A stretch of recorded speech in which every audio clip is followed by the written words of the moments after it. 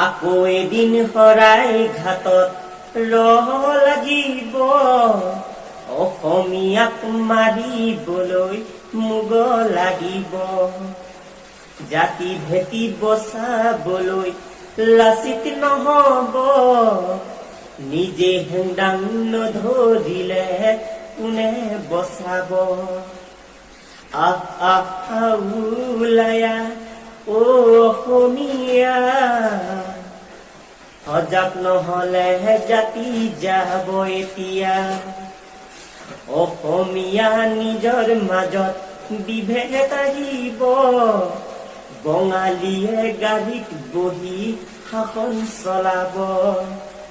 বুকুৰ কেঁচা তেজে এদিন গৰা বান্ধিব, এতিয়াহে অসমীয়া জাগি উঠিব।